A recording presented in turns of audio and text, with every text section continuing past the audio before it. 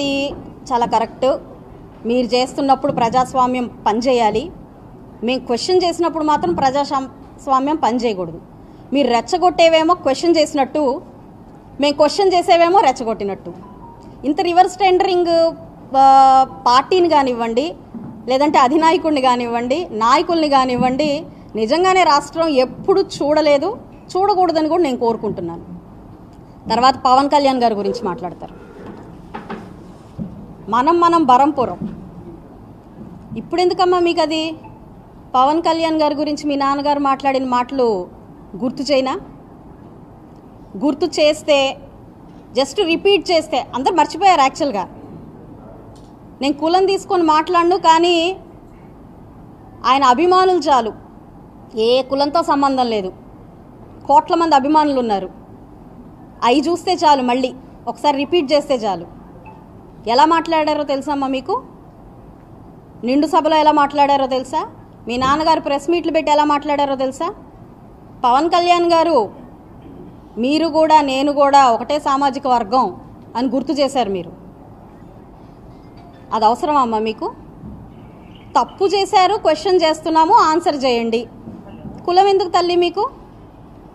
అదేంటి, అదేం ఆలోచన అసలు? అది ఎందుకు వచ్చింది? తప్పుకి కులానికి సంబంధం ఏమైనా ఉందమ్మా?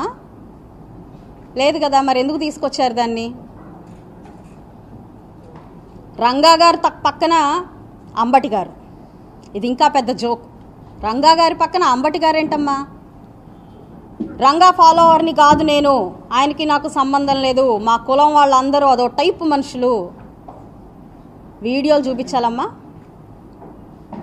అంబటి గారి ప్రవృత్తి ఎలా ఉంటుందంటే, మామూలుగా యాక్చువల్గా నాకు అంబటి గారి ఫ్యామిలీ విషయాలు కానివ్వండి, ఆయనకి ఎంతమంది పిల్లలు ఉన్నారని కానివ్వండి, వాళ్ళ ఆడ మగ అని కానివ్వండి, వాళ్ళ ఫ్యామిలీ ఏం చేస్తుంది, ఎక్కడ స్థిరపడ్డారు, అసలు ఆయన ఏంటి, ఆయన రాజకీయం కాకుండా చేసే పనులేంటి, least bothered with your personal things. Always we are always focused and dedicated to develop this nation. అర్థమైందమ్మా? మాకు తెలియదు కూడా తెలీదు. అలాంటిది మీరు వెంటనే అనేస్తారు, మళ్ళీ వెంటనే తడుముకుంటూ నాది తప్పు అయిపోయింది. పాస్ట్ నుంచి అంతే. ఆయన మాకు ఎలా తెలుసు అంటే, నాకు వరకు అంబటి రాంబాబు గారు అని అంటే చాలా సరదా మనిషి, సంక్రాంతి వస్తే గుర్తు చేసుకోవాల్సిన మనిషి. ఓకే, అవాకులు చవాకులు ఏవో పేలుతూ ఉంటారు, ప్రతి ఒక్కళ్ళని గిల్లిగజ్జాలు పెట్టి ఇలాగా కదిలిస్తూ ఉంటారు, అయిన దానికి కాని దానికి ఏదో మాట్లాడుతూ ఉంటారు. ఇంతవరకే తెలుసమ్మా నాకు యాక్చువల్గా. ఆ తర్వాత డమ్మీలు,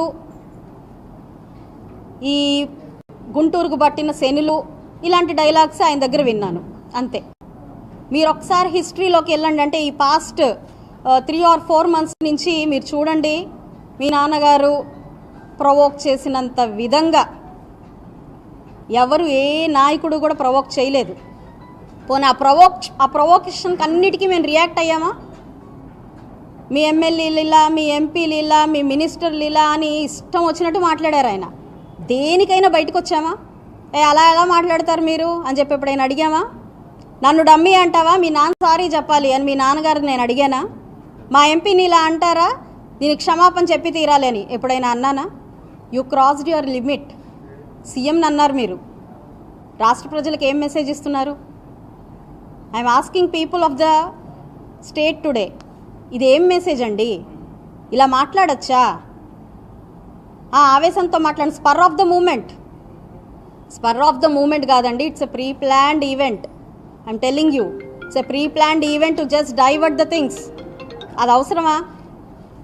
పోనీ 5 రూపాయలకి కకృత్తిపడి ఈ సోషల్ మీడియాలో లకారాలు తప్ప ఇంకేమీ మాట్లాడని బ్యాచ్లు అయితే నేనేం పట్టించుకునేదాన్ని కాదు.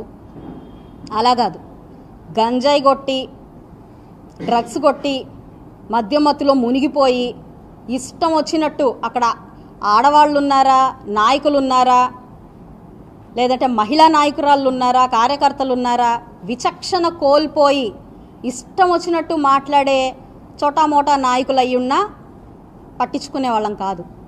మరి మీ నాన్నగారు 40 ఇయర్స్ ఇన్ ఇండస్ట్రీ, మీరు పుట్టిన సంవత్సరానికి ఆయన పాలిటిక్స్లో ఎమ్మెల్యే అయ్యారని మీరు చెప్పారు.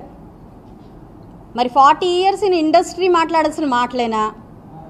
మీరే అలా మాట్లాడితే, మీ దగ్గర నుంచి క్షమాపణ మేము కోరకపోతే రాష్ట్ర ప్రజలకి ఏం మెసేజ్ ఇస్తున్నట్టమ్మా? నెక్స్ట్ జనరేషన్ కిడ్స్కి ఏం మెసేజ్ ఇస్తున్నట్టు? అది మీకు అర్థం కాలేదా? మీ కుటుంబం లేదా? మీరు ఆడవాళ్ళేనా? మీ కుటుంబం లేదా? పిల్లలు లేరా? ఇలా అడిగారు. ఉన్నారమ్మా, నాకు 2 పిల్లలు ఉన్నారు. మేము వ్యాపారంలో ఉన్నాం. మాకు భయం ఉంది, భక్తి ఉంది, పాపభీతి ఉంది, విచక్షణ ఉంది, వివేకం ఉంది, ధైర్యం ఉంది, సాహసం ఉంది, తెగింపు ఉంది. తప్పు చేస్తే ఇది తప్పు అని ప్రశ్నించే తెగువ ఉంది.